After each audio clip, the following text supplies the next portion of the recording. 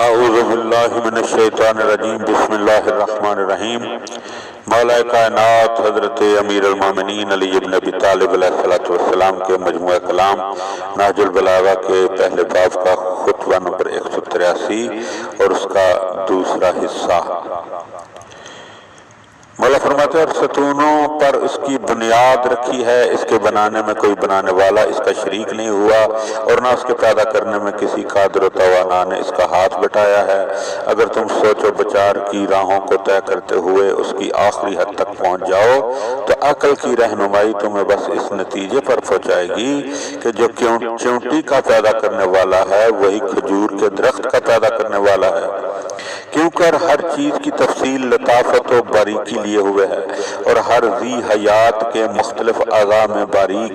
ہی سا فرق ہے۔ اس کی مخلوقات میں بڑی اور چھوٹی، بھاری اور ہلکی، طاقتور اور کمزور چیزیں یکساں ہیں۔ یوں ہی آسمان، فضا، ہوا اور پانی برابر ہیں۔ لہذا تم سورج، چاند، سبزے، درخت، پانی اور پتھر کی طرف دیکھو، اور اس رات دن کے یکے بعد دیگرے آنے جانے اور ان دریاؤں کے جاری ہونے اور ان پہاڑوں کی بہتات اور ان کی چوٹیوں کی اچان پر نگاہ دوڑاؤ، اور ان نعمتوں اور قسم قسم کی زبانوں کے اختلاف پر نظر کرو۔ اس کے بعد افسوس ہے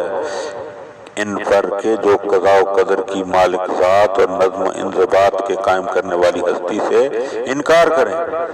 انہوں نے تو یہ سمجھ رکھا ہے کہ وہ گھاس پھوس کی طرح خود بخود اگائے ہیں، نہ ان کا کوئی بولنے والا ہے اور نہ ان کی گو نہ گو صورتوں کا کوئی بنانے والا ہے۔ انہوں نے اپنے اس دعوے کی بنیاد کسی دلیل پر نہیں رکھی اور نہ سنی سنائی باتوں کی تحقیق کی۔ ذرا سوچو تو کہ کیا کوئی عمارت بغیر بنانے والے کے ہوا کرتی ہے، اور کوئی جرم بغیر مجرم کے ہوتا ہے؟ اگر چاہو تو چونٹی کی طرح ٹڈی کے متعلق بھی کچھ کہو۔ اس کے لال بھبو کا 2 آنکھیں پیدا کی، اور اس کی آنکھوں کے چاند سے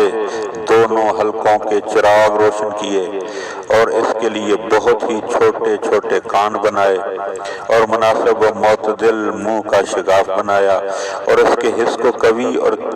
تیز قرار دیا، اور ایسے 2 دانت بنائے کہ جن سے وہ پتیوں کو کاٹتی ہے، اور درانتی کی طرح کے 2 پیر دیے کہ جس سے وہ گھاس پات کو پکڑتی ہے۔ کاشتکار اپنی زراعت کے بارے میں سے ہراساں رہتے ہیں، اگر وہ اپنے جتھوں کو سمیٹ لیں، جب بھی اس ٹڈی دل کا ہمکانا ان کے بس میں نہیں ہوتا، یہاں تک کہ وہ جست و خیز کرتا ہوا ان کی کھیتیوں پر ٹوٹ پڑتا ہے اور ان سے اپنی خواہشوں کو پورا کر لیتا ہے، حالانکہ اس کا جسم ایک باریک انگلی کے برابر نہیں ہوتا۔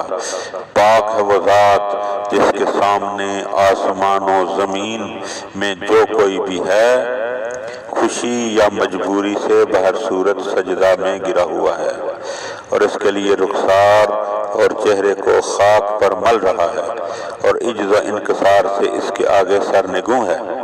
اور خوف و دہشت سے اپنی بھاگ دوڑ اسے سونپے ہوئے ہے۔ پرندے اس کے حکم کی زنجیروں میں جکڑے ہوئے ہیں، اور ان کے پروں اور سانسوں کی گنتی تک کو جانتا ہے، اور ان میں سے کچھ کے پیر تری پر اور کچھ کے خشکی پر جما دیے ہیں، اور ان کی روزیاں معین کر دی ہیں، اور ان کے انواع و اقسام پر احاطہ رکھتا ہے۔ یہ کوا ہے، اور یہ عقاب ہے، یہ کبوتر ہے، اور یہ شتر مرغ ہے۔ اس نے ہر پرندے کو اس کے نام پر دعوت وجود دی ہے، اور ان کی روزی کا ذمہ لیا ہے، اور بھاری بوجھل بادل پیدا کیے ہیں جن سے موسلادھار بارشیں برسائیں، اور حصہ رسدی مختلف سرزمینوں پر انہیں بانٹ دیا، اور زمین کو اس کے خشک ہو جانے کے بعد تربتر کر دیا، اور بنجر ہونے کے بعد اس سے لہلہاتا ہوا سبزہ اگایا۔ سبحان ربی العظیم، سبحان ربی العظیم، سبحان ربی العظیم و بحمدہ۔ اللہم صلی علی محمد و آل محمد وعجل فرج آل محمد۔